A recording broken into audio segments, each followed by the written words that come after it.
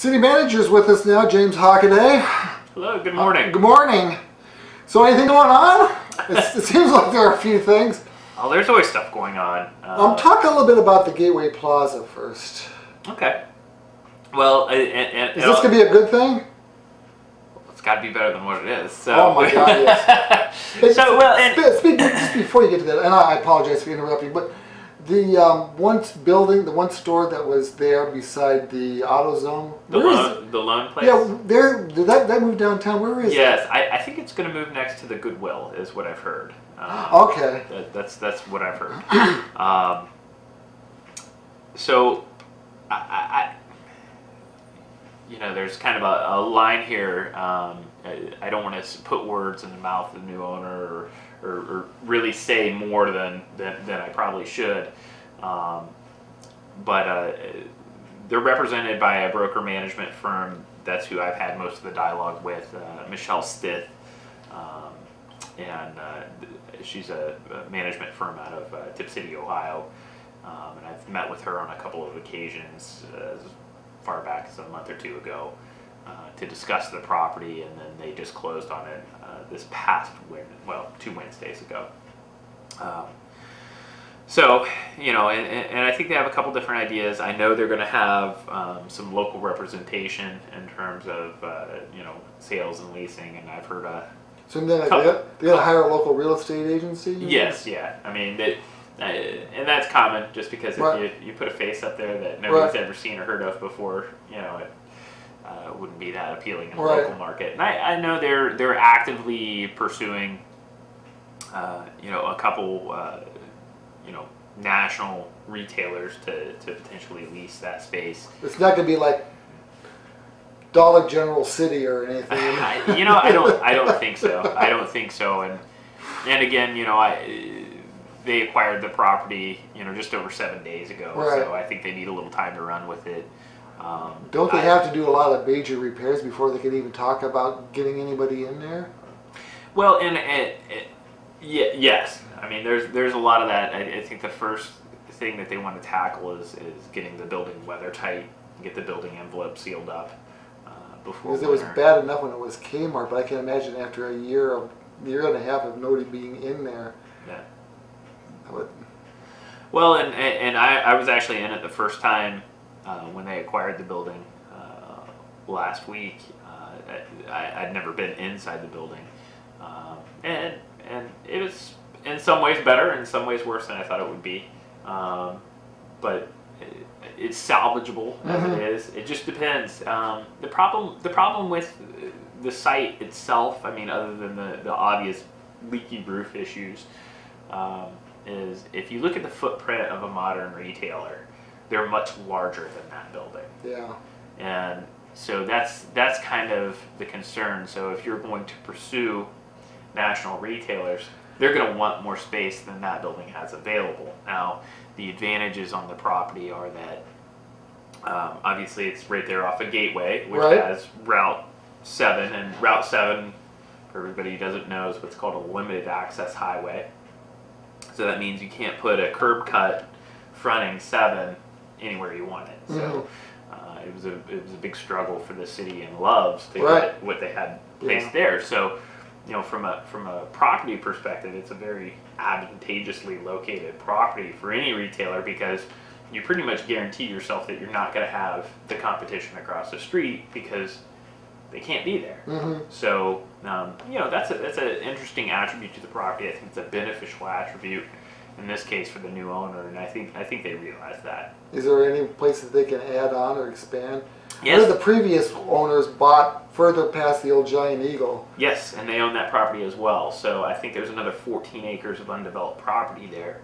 And I don't know. So I think it could go either way. And like I said, I'm not going to put words in the mouth of the new owner. I mean, they could just rehab the buildings as they are and try and lease the space and footprint as it is.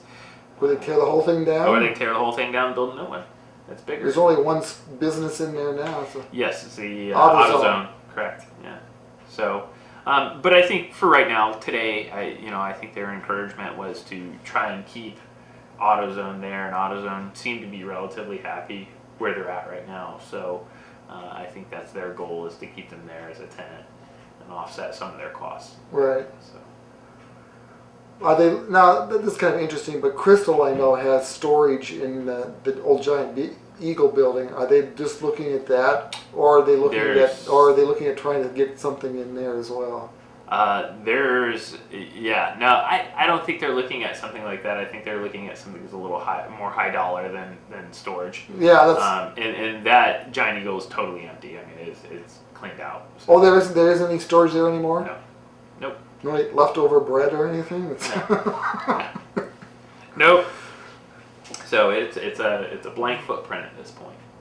What's interesting is that the CVS was there, so if somebody wanted to locate like another supermarket, they could break into the old CVS too. There's a little bit more room there. Yeah. Seems like when Giant Eagle was there before, somebody told me that it was kind of, there were smaller Giant Eagles and there were larger Giant Eagles, and this one was kind of in between. It wasn't exactly one or the other. Yeah, Giant Eagle's an interesting grocery store model. Because Giant Eagle's home, I mean, they're essentially a franchise. Right. So they're individually owned and operated. So if you look at the one in Geneva versus the one in Saybrook, totally different owners. A lot of their selection and stock sizes are completely different. Whereas Giant Eagle controls the warehousing distribution. So, and that's how they've been able to proliferate. Is they go out and they buy the refrigerated warehousing, and by controlling that's how they control their territory space. So, unless you're someone that has your own warehousing distribution, Walmart, right? Yeah, which is a big one. Yeah, you're not going to see Kroger's traipse in here, because all the refrigerated warehousing, Kroger was there at one time. Was there until Giant Eagle went through and acquired all the refrigerated. Well, actually, it was Fisher Fawcett was there after that. So you're not going to see IGAs. You're not going to see, you're not going to see competition to Giant Eagle because they now control all that refrigerated warehousing, except for those that own and operate their own, like Walmart. So that's why we're kind of in this duopolistic. So you're not going to see a supermarket culture in there. I wouldn't say that. I don't. I think it's something that they'll look at, but I think if you had to pick a brand, it would probably be a Giant Eagle brand. if there were going to be one. So I don't know, and I think it's well too premature to say what they're going to do. Interesting was a Giant Eagle. There was an inquiry a few years ago from council, and they like Trader Joe's, and I think they contacted Giant Eagle and a few other places. And Giant Eagle says, "You're too small. Conneaut's too small." And you got the other one by, I don't know, mistake or what, but it was too big for Conneaut. And at the time I was thinking, well, Girard's, Pennsylvania is smaller than Conneaut, and Geneva's smaller than Conneaut, and they both have Giant Eagle, so the only thing I can come up with is it's Giant Eagle, and it's Girard, and it's Geneva. So if Conneaut changed its name to Conneaut, with a G, then it would be big. That would be big enough to. It would. Well, and there's Orlando's here, so that would mean two supermarkets, and you try and look at the I guess the retail space, the demographic footprint they're trying to occupy, and I think Orlando's and a Giant Eagle kind of fall into that same demographic that they market to. Whereas Walmart is looking at a different demographic than say an Orlando's. Right. So. We'll see what comes. The only thing I know for sure is that their goal is to get the building weather tight. There were some water issues on the back of the building, and they were hoping to have a contractor come out in the next couple weeks and try and resolve any of those issues, because you don't have much until you have a weather tight building. So, and I think they're willing to invest and move this property. So I'm happy to see it. And I'm happy to see at least an active and engaged donor. Yeah. It wasn't headed in a good direction. Obviously, it was in an estate, and then it went back to the bank. And banks aren't ever going to do anything with these kinds of properties other than just liquidate them and get them off their asset list. So I'm glad to see that there's actually an active and engaged donor at this point. So it'd be nice to see some activity there, and when people from out of town are coming into town, yes, I wonder how vibrant this community is. Yeah. Oh boy. No, it is. It is. it is the entranceway to Conneaut from 90, and I think it speaks volumes if we would be able to get that revitalized and have some good commerce out there. I think it'd be a very good thing. So. The fact that I live out there and it's convenient, I mean, I don't know, I think everybody misses Kmart. But there are more, it seems like more smaller stores and stuff locating in Conneaut once you get past the gateway. I mean, and the New Leaf shows a activity out at I-90. The Welcome Center there, whatever it's called. I think there's some reasons to be optimistic about some things. While I would say we're not in a time either globally, nationally, as a county, however you want to slice the economic pie, what level you want to look at it. I wouldn't say we're in a booming economic time, but we seem to be in a fairly stable. Yeah. It might be slow, but it's stable. Well, the buildings that were empty for years, like the one that were Zaps, whatever, that was a GM Whitney clothing store when I was a kid. And I'm sure it was empty for years, and I mean, they seem to be doing well, so. And I think, just getting the storefronts filled, and I think we can kind of look at them from a segment perspective. There's kind of that retail segment, and what you always talk about retailers is, in economic times, when it gets tough, they call them first in, that they're the first ones in a recession. They also say they're the first ones out of a recession. You look at Walmart, and Walmart's been kind of taking a beating lately because their sales projections are very flat. It's not a growth market for them. But at least it's stable. It's not a decline, it's stability. And when you talk about these things, I mean, obviously these are all privately owned. And privately owned items, whether they be a local entrepreneur or whether they be a retail chain, I mean, that's somebody's money, and they have to be willing to take it out of their pocket and invest it into something and have that safety and security to know that they're making a good investment and can get a return on their money and certainly not lose their money. Does that make sense? So, that's kind of the goal is we need to project a sense that we're secure enough as a community to be investable. That's what we're looking for. Is you have an ability to come here and be profitable in Conneaut, and that's the image we want to project. So can they come here, potential investor in the community, and you have the facts and figures and on population and people that come here to.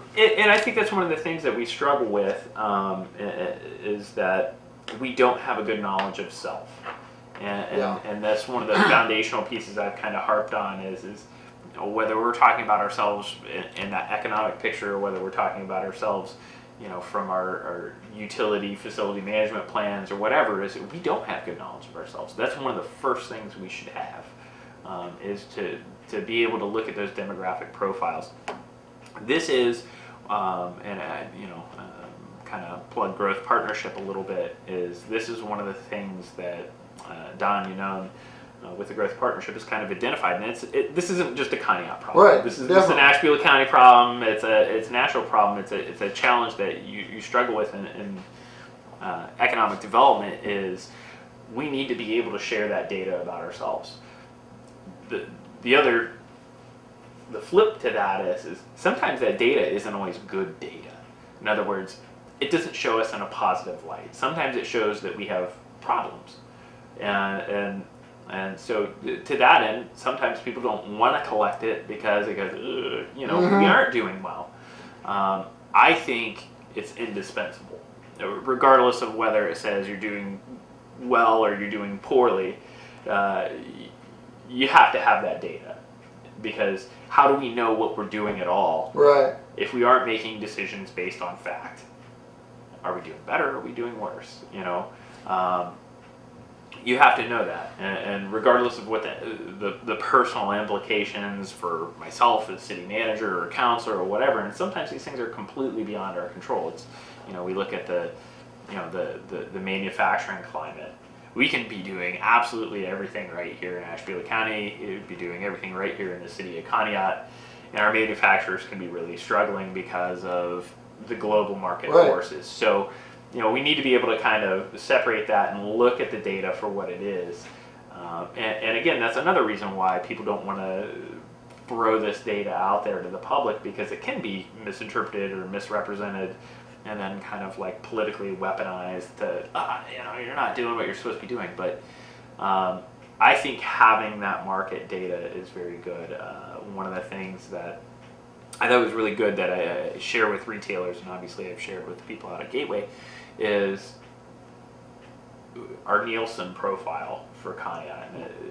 Nielsen, obviously they do the television ratings and stuff like that, and they're much more complex than television now. It's internet and blah, blah, blah. And basically it's kind of a cultural demographic, not necessarily, looking at age and race and ethnicity. I mean, yes, but no, our consumer profile. So Nielsen, I believe there are like 60 some individualized consumer profiles. So you can classify every resident in Conneaut as to one of these, cultural profiles. And those cultural profiles have implications on how we live, how we spend, and that's something, give that to the Gateway, the people that own the new Gateway Plaza. So when they approach a retailer, they can say, this is what the city of Conneaut looks like. This is how they spend their money, or not. Right. So, and for some retailers, it could be great. For other retailers, they'd look at that profile and say, that doesn't really fit. It's probably not going to appeal to an Urban Outfitters. It might appeal to, a Rural King or something like that. So, I mean, there are different, profiles that would fit and mesh with that. So that's one of the pieces of information that would give them population and standard statistical stuff. But we need to start going beyond that. We need to be able to share in a concise fashion some of our job data, some of our other history, including city performance metrics. What do our budgets look like? Right. Because those budgets have direct implications on services, and services matter. A lot of times, if you look at a retailer and say, am I willing to take that money out of my pocket and invest it in the city of Conneaut? Let's see if Conneaut's investing in itself. Well, they did a few years ago. They put sewers out there where they were before. Sure. That's sort of... but it's a lot of things. I mean, we could talk about it in terms of the police levy. I know we're going to talk about that. Is Conneaut willing to invest in itself? Yes or no? And it's a pretty cut and dry question, and we can see it just by the balances in the spreadsheets. We do what's called a CAFR, and that is kind of our certified audit financial report for the state auditor, and certified annual financial report, excuse me. And in that CAFR, we document these things and we show our 10-year trends. It's not something we can change. I mean, it is it is what it is. It's stated in black and white, and that's a piece of information that we should be sharing. And a lot of times that could change, particularly in that retail market. Having that kind of information in a nice, concise fashion to be able to hand over to a retailer certainly expedites their decision making. They may already have some of their own information intelligence, but it doesn't. Not everything conforms to the same little box. So we'll use Cashins, who's out at the industrial park, the concrete company that's located out there. And Steve Lovick, the owner, he knew already that Conneaut would probably be a good market for him. He's from Madison, He's from Madison. He operates a plant in Madison because he knew what percentage of his business was already coming to Conneaut. And obviously Madison to Conneaut in a concrete truck is quite a hike. So he was able, through his own kind of intelligence, to deduce that this might be a good location for him, to open up, because he would be able to, know that he already has some market share out there, and the customers that he was already serving in Conneaut, he would be able to serve better. Yeah, I'm wondering, like people that have like loyalty cards for grocery stores, department stores, and that sort of thing. If that right. Also, boy, we're getting a lot from Conneaut maybe Sure. it's time to put a store. And like I said, that's some of their own data, their own business intelligence that they would help be able to guide in their decision making. So, you know, like I said, we can provide some of this stuff, but a lot of times they can provide their own information and decision making on this stuff. So, but I think we could do a better job. One of the things I'd want to do is kind of do some traffic counts and analyses, particularly in the summertime, around some of the events, down at the port, so we can start building some of this data that when we're approaching a business or they're approaching us, you know, we could say, well, you know, let me go right over here and, you know, I have all this in a nice neat little packet, and you kind of look through it and see if it's helpful, and see if it makes sense to you, and just add some information to the dialogue. Well, I know when the Gateway Plaza was booming more, you would get a lot of people coming over from Pennsylvania. Sure. And I suppose from the Kingsville area too, some. Yeah. But I mean, I don't know about it anymore, but at one point the sales tax was lower here if you weren't buying clothes from Pennsylvania. The people would shop at whatever grocery store was there at the time, like from West Springfield and that. Well, I mean, there's some things like groceries are non-taxable anyway. Right. So, you know, and you know, if you had something that was agricultural in use, it's also non-taxable, so it's irrelevant which side of the state line you're on. The clothing thing, I know a lot of people make a big deal out of it. I don't. To me, and I'm certainly not speaking for everyone, but you know, I want to go get what I want to get. And the last thing I've ever asked, whether I'm driving to Pennsylvania or Menor or whatever, is what is your sales tax rate here? Because ultimately, if it's an item I want, but sometimes it's a pleasant surprise. Oh, that's right. Yeah. I mean, I just don't think it's enough to make that big of an impact. I think what's more impactful is whether or not there's a cluster of stores that can offer the variety to make it a destination to travel to, because I can go there, I can get this and this, because driving to Pennsylvania or Menor, whatever that you saved in sales tax, you just burnt in fuel driving there, and your time time has some value there as well. So chances are for most people, if they're going to be driving to Menor or whatever to buy this stuff, or Erie, you know, it's not about the sales tax. It's about getting the item that they want from the retailer that they want. It's about the availability of the good rather than the sales tax or not. So, I believe too. I want to talk a little bit about the lodge and the new cottages they're putting in there. Mm-hmm. Yeah, that sounds. Now, I'm not completely familiar with their plan. You know, I know they're moving forward with it.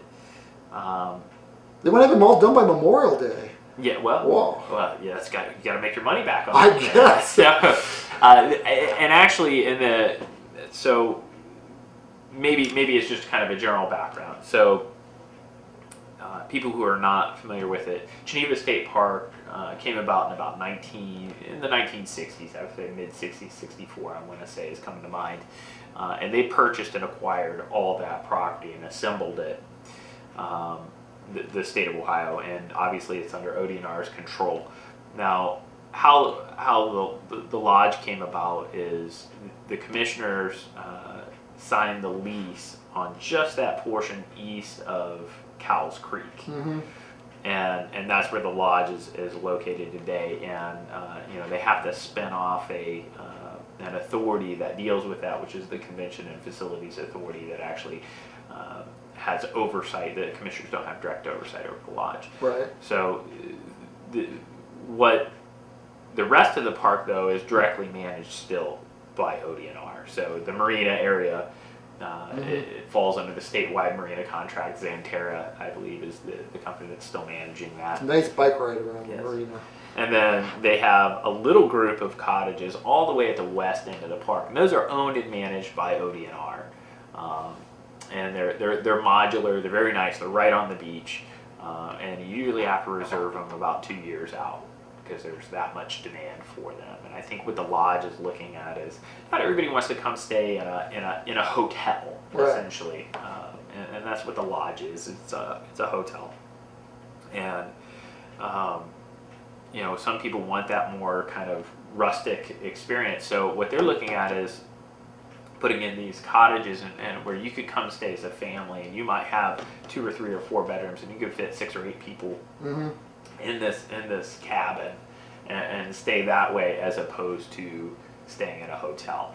And I think there's already a good identification of that market there. Geneva on the Lake, most of the lodging in Geneva on the Lake is in fact that cottage style housing. It's kind of a throwback to like the 60s and 70s when you went to Well, a resort like that. Actually, 30s and 40s. 30s and 40s, like okay. the old cabin, and that's Right. it was a fishing camping community.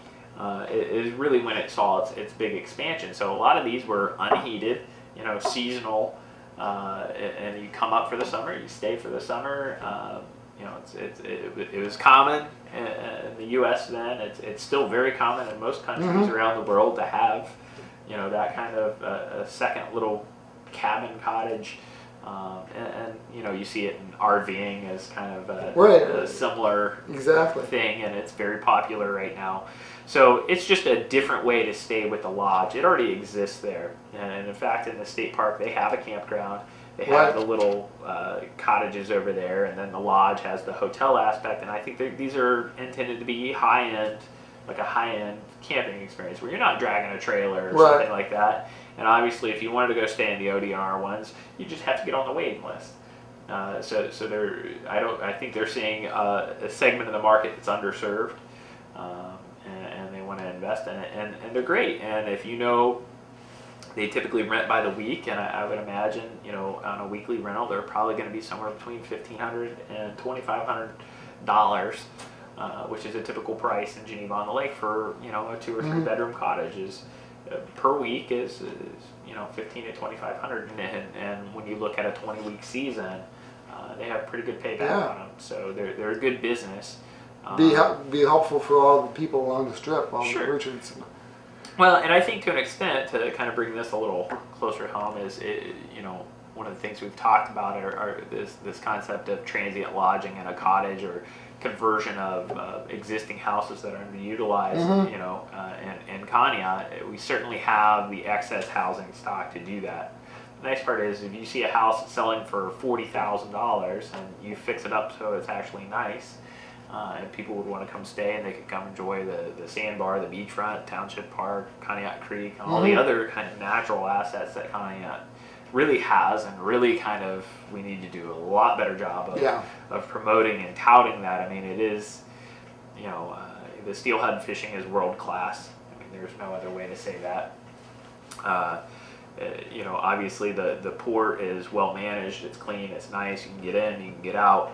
I think there are things that we can always do to improve some of this stuff, but when you look at it, I would put it up there as far as, not just the best in Ashtabula County, but probably one of the best ports along Lake Erie itself, whether you're talking about the American or Canadian side. And I think there's a lot more that we can do with it. But obviously people want to come stay, and we have an underserved market ourselves, and that we don't have those opportunities for people to come stay and enjoy themselves. So we had some bikers, they were going around Lake Erie starting from outside of Toronto, and they're coming through, and they go stopping all the way around, and they were going from Geneva, I think, and they were stopping in Conneaut at Township Park, and they mentioned that they had contacted the little lakefront motel there, see if they could stay that night, and they got laughed at. Are you kidding? They were booked up for months. And so they ended up going to Erie. Yeah. And, so I think we have a seriously underserved market as well. And we need to just be able to put ourselves in a position to do it right. So there are 2 elements to that is, if we are going to do transient lodging like that, then it needs to be, orderly. There needs to be some oversight over it. It just can't, throw a shingle up and, hey, have an overnight rental. And you want them inspected. You don't want places that give people a bad impression, because you can go online and book a place and then you get there and it looks completely different. I think everybody's seen that or experienced that. So, there's a vested interest, certainly on the part of, the city, the tourism bureau, to make sure that when people come to Conneaut and stay, that they're staying in a place that's clean and nice and well kept and isn't a fire trap or something like that. So, what about a Lakeview Park? There used to be a hotel there years ago. And I think a city manager a few years ago was trying to do something with that. Well, and you know, and I've heard a little bit about it, and I'm not gonna, you know, enter into the past, but Right. there are a lot of things that need to be done down there before we're ready to do that, and you know, you have to look at it from a realistic perspective. I think there's a tremendous opportunity to redevelop the lakefront, but you have to do it correctly. You have to do it in an orderly fashion. So one of the things that we're working on is the port spent quite a bit of money, the Port Authority spent quite a bit of money doing a survey so they could renew all their submerged land leases with ODNR a couple years back. I mean, it was significant money, about $20,000. And so, you know, but what didn't happen is the city hasn't surveyed its assets down there in a long time, and things like Naylor Boulevard. Yeah. You think Naylor Boulevard's a real street? You know, most people would assume so, but it's never been surveyed and it's never been recorded. Huh. So, you know, if we want to present ourselves and be ready for development, then one of the things that we have to do and kind of, you know, check off the list first is do some of this basic stuff.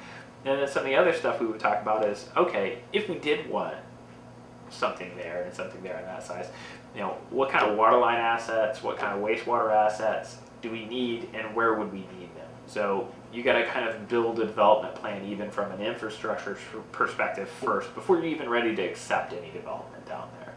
That's going to be step one. So we're working on the survey piece. I'm hoping to have that done by the end of this year. You know, CT's working on it. I'm hoping to see some preliminaries back tomorrow.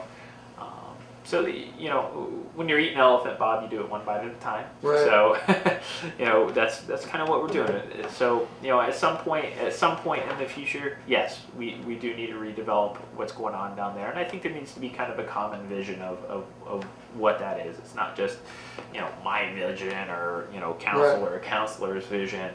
You know, it needs to be a community vision of this is the direction we want to go in. Because any kind of development is going to result in an expenditure of public funds. We can't avoid that. We're either going to be furnishing water lines or sewer lines, or in this case, we're actually the property owner as well. You know, and we do have tenants down there in that trailer park, and you know, my first encouragement is you know, we bring in a little over $30,000 a year in rents and leases from that park. You know, while we're doing all this stuff in the background, like the surveys and all the development plan, you know, why would we want to say no to the revenue that we're receiving? And I think we need to come up with an orderly plan as to how we're going to do this and when we're going to do it, and, you know, da. So I think the city's got legwork to do, and we're working on it, you know, to be able to get to that point. So we're on step one, which is the survey piece, and then we'll have to look at the infrastructure piece next, and then we'll have to come up with a development plan. And this is not something that happens in the course of 20 days. No, you know, this is it's gonna take a few years probably. Yeah. So, but we're working on it. I mean, and you know, if we say, okay, we want to be there in 3 years or 4 years, then we have to start working today, and we have. So, but I also don't want to rush into it headlong and upset the people down there, or you know, that's not the goal. That's I think everybody can breathe easy, and this will be part of a community discussion. So, speaking of 3 years from now, where's the bunkhouse going to be? Well, you know, I don't know, and I wish I had a stronger answer for you there. Is it possible that could be rehabilitated into something, or is it just gone? I would tell you, based on the most recent estimate from CT, and we've spent a lot of time looking at this building. We've been in there kind of countless times this summer, and most recently a couple weeks ago, and we were able to get down into the basement of the bunkhouse, and I think it was a little bit disappointing. I mean, so the number that we have is $187,000 to demolish it. To demolish it, and if we spend those funds and we demolish it, that won't even necessarily fix the building that's adjacent, that's owned by Mr. Sharp, and that is literally just a demolition number. So that adds a whole nother element. Yeah. There. And the common wall that it's hard to explain. It was all owned by one property owner at the time. The bunkhouse used to be 3 stories in height. It burnt at one point. They took it down to 1 story. And when they did that, the Sharp building in the back is, because the wall comes in and jogs. It's got a 1-foot jog. It even shows up on the survey that way. So that wall in the back is completely owned by the city, and then it's kind of a shared, separated wall, but structurally it's still reliant on the city's piece. So if we were going to give that to Mr. Sharp, we'd have to go through a lot split off the wall, deed that over to Mr. Sharp, and then demo this building in some way, shape, or form so as not to structurally compromise Mr. Sharp's building. So that's a sticky wicket in and of itself. The second thing is if you're my age, or probably even twice my age, you don't remember the bunkhouse being 3 stories tall. No, I don't. And when you get in there, Conneaut has a lot of sandy, clay, mushy soils. The common structure is a brick footer that is kind of pyramid shaped. When you look at it in the cross section, and they're very wide, they're enormous, and they would have to be broken up to allow water to drain. If you were going to demolish the footer foundation, so it's not pooling water. If we had to demo that and remove everything, just the removal aspect of it and then infilling it with dirt would be 2,200 cubic yards of material. So let's say you can buy the dirt at $15 a cubic yard, which is a pretty cheap price, and then you could truck it for another 15, so you're $30 a cubic yard, which is the estimate the engineer is using. It would be $66,000 just to fill in the hole. You figure an average truck may be able to tandem will hold 5 or 6 yards. Wow. So 5 or 6 yards time, divide 2,200 by 5 or 6 yards, and that's how many trucks you're going to have to bring back and forth just to fill in the hole. So my original, is there any chance that it could be? Well, and this is why I get to where I'm at, which is, we've had some people express some interest in it, and at this point, at this cost point, looking at it, it may be cheaper to actually rectify the issue with the building than it is to demolish it. Because the footer and the foundation of the building and the other 3 walls are very structurally sound. It's literally along the back, along that alley, where it's separated now. It has water infiltration. So there is the possibility that someone might be out there that would be interested in this building. Plus, we see this all the time. So, we put it out there, and we put it out there for a straight demolition, and then we also solicit proposals for alternatives. And someone out there with different means than a municipality, because we're kind of we're locked by rules and regulations as to what we can do. So we're trying to breed some flexibility in here and say, show us something else. You should have told the Gateway people, we got another building for you to buy. Well, and I know the original plan, and it was Northcoast Construction, and their number was a lot better than the number of $187,000, but they were getting something from it, because they can do something we can't do, which is they were going to be able to profit off of the grinding up of the bricks and turning that into saleable material. And I think this is what we're asking is, let's put it out there for bid and see what we come up with. We may come up with something, we may not, and we're still stuck in the same position we're at. But the reason I say let's do it now is before this building has to winter like it's standing now one more time and degrade even further, let's put it out there and see what we get. Could get something, could not get something, I don't know. And but I think there's a lot of creativity out there on the part of contractors and to come up with an alternate proposal. And if you look at the straight demolition number, I think that's a horrible investment for the city of Conneaut. Center Road Bridge, we were doing the wing wall repair down there. Obviously, we have $150,000 in grant, and then we're taking $150,000 out as a bonded indebtedness to the city. But at the end of the day, we're going to have a bridge that will be in good shape, that will last the city of Conneaut and serve the city of Conneaut for years to come. That's an investment. I'm okay with taking debt on something that's an investment. To spend $187,000, which is not like we have $187,000 sitting in the back room, it would also too show us that I don't want to be paying, or the residents of Conneaut paying, for the bunkhouse 10 years from now. I mean, or fill dirt. Exactly. I mean, what do we get? What is the economic asset at the end of that? And the answer is there is none. So I think this is a much better alternative. We got about 3 minutes, and I wanted to talk to you about. There was a question about the aesthetic, where they're talking about maybe putting in a street garage and school bus garage together. But there's also talk about contaminants from long ago. Sure, and essentially. The original aesthetic built, I guess, the microphones, right? The old microphones, but subsequent businesses focused around the plating and the plating activities, and there are some soil contaminants. And the prior administration had done a phase 1, phase 2 environmental analysis, and based on that analysis, they said there are some soil contaminants there. The question is, and I don't have all the answers, is one, it would be several $100,000 in the $800,000 range to do a full remediation, according to the phase 2 analysis that they conducted a couple of years ago. I don't know if we would be able to use it then for a public purpose without necessarily having to do that. If it's non-migratory and it's encapsulated that we're not actively moving the dirt on the property or something like that, we may not have to go through that full remediation, and that's for me to start investigating. But we look at a couple of things. Our public works garage isn't really a garage. Most of our equipment sits outside.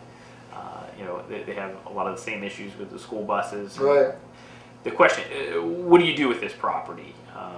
If we were going to clean it up for a business, they were looking at Alaterra a couple of years ago. But the problem is it's not ready to go. And in order to go through and get the Clean Ohio dollars for a phase 3 environmental remediation, it might be a period of up to 5 years to go through that process, and you have to have a business in hand that says, I want to do that. Well, what business do you know says, in 5 years from now, I guarantee you I will buy this? Right.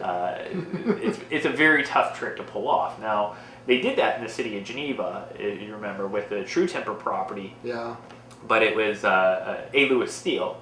But A. Lewis Steel was the neighboring property, and they wanted to do an expansion, and they were willing to wait. Say, as soon as this property is clean and remediated, we're willing to build on it. So that was a coup. Jennifer Brown did a great job with that. But that was a special set of circumstances that kind of allowed them to utilize those remediation dollars. If you don't have a business ready to go, you're essentially not eligible for the dollars. So that's kind of the pinch point there. The second thing is what kind of business can we put in there? There's the train tracks to the south, Broad Street to the west, and then there's residential on the north and the east. So you can't put in a really high impact business without affecting the residential areas immediately surrounding it. So, what's left? What are our choices? So I think our best choice right now is to explore what are the possibilities to use that property for either a city venture or a joint city-school venture. Okay, I think we're going to have to stop there because Okay. we're out of time.